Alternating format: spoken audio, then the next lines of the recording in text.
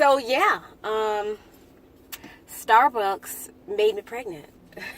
Starbucks made me pregnant. I'm gonna tell you guys that crazy story. But first, my name is Jacqueline Hill Bennett. I am an alopecia princess. That means I have absolutely no hair all over my body. So what you're seeing on my head is a wig. This is the Freetress Tilly wig that I blew out because it was a little poofy. When I took it out, it was like way big like this, which I would normally like when I see other girls with big puffy hair. It looks great on them, but for me, I feel like it swallows my face. Maybe my face is a little narrow. I don't know. Probably not narrow, but to me it looked funny, so I straightened it out, and this is how it looks after probably 7 years. I've worn this 7 times, and it still looks pretty good. Just came back from celebrating my 14th anniversary with my husband. I'm still in the car. We didn't even get home yet. Carl had to go and see some patients, so I decided to just go with him. We haven't even got home yet, but we went shopping. We went to Atlantic City and we went shopping. Carl bought me a new, what is it?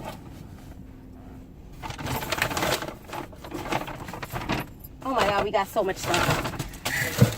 But Carl bought me a new Donna Karan bag, which is great. It's from the 2017 fall line. It is so nice. It is so nice. Check it out.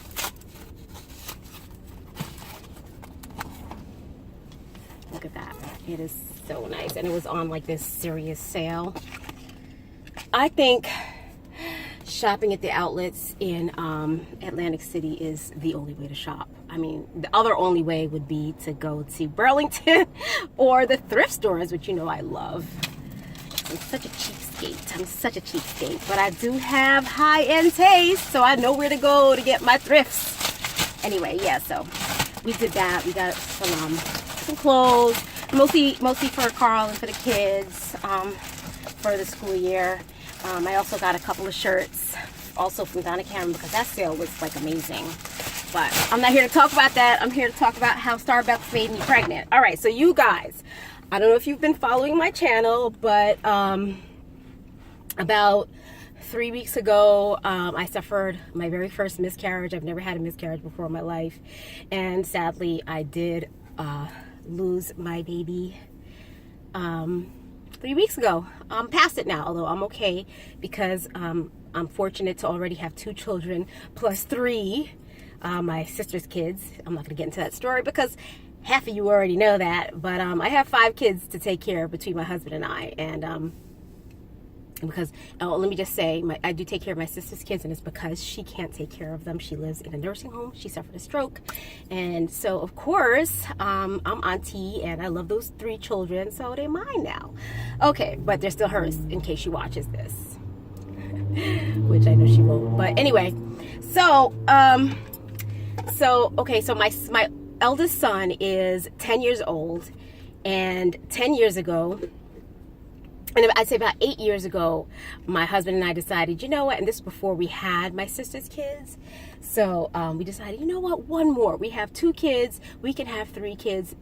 Carl always wanted to have 3 kids. I always wanted to have 2 kids, but for him, I was going to give him another baby, so we started trying, and it didn't happen. It just did not happen. We just kept having sex, and no babies happened, right? So, you know, it wasn't like we were trying really super hard because we weren't like that pressed to have another baby, but we did want to have this baby. So anyway, I went to the doctor, and at the time I had been having like these vaginal infections. What do you call them again? Vaginosis, the stuff that makes you smell fishy.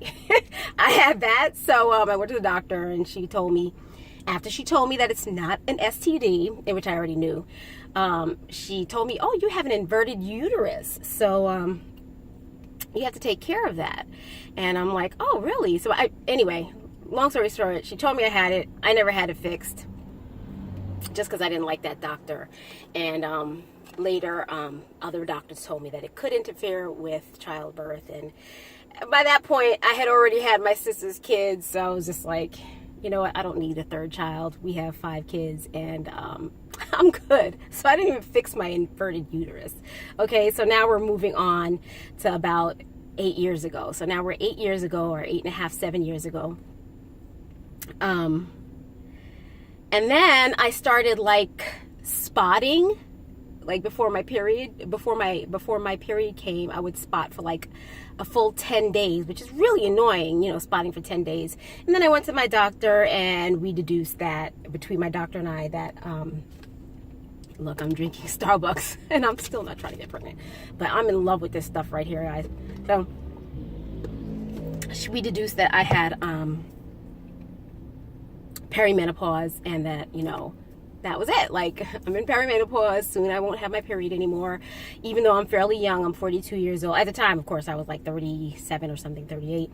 And anyway, because my mom, she also started menopausing very early. She started menopausing at 35. So it wasn't so far-fetched for me to think that I could also, you know, be menopausing. And my doctor agreed. So she was like, yeah, this probably this first, you know, beginning stages of your perimenopause, so you can prepare yourself to stop getting your period in a few years. So I was like, yay, I'm not going to get my period anymore. That's awesome. So at this point, you know, I completely thought we couldn't have any more kids. My husband and I at that point had already been having unprotected sex with no birth control for at least 2 years, and, you know, without consequence, obviously, because I had never gotten pregnant. And we had already came to the conclusion that, hey, there's no more babies coming out of this oven. So we were just having sex all willy-nilly for like the past 8 years without consequence. And then about 3 months ago, or 3 or 4 months ago, I realized that I was allergic to coffee, and it was the cause for a lot of the health issues I was dealing with. One of them was the vaginosis, which kept recurring, and the other one was like severe back pain and stomach pain, and I was getting that. And every time I would have coffee every single day, and every time I drank the coffee, I would get these pains. So, and then I also had this recurring vaginosis that the doctors could not cure, even though they cured me of they cleared me of any other ailments. So they were like, we don't know, you know, blah blah blah. So I stopped drinking the coffee. Boom, the vaginosis goes away. Boom, the backache goes away. Boom, the stomach pain goes away. I'm cured, right? So I had to stop drinking coffee, but I already had this coffee addiction. So I had to like find a way to survive now without coffee. And so I went inside Starbucks and I said, well, let me get the green tea latte. I got the iced green tea latte. They make it with matcha. I took a sip of it and I was like,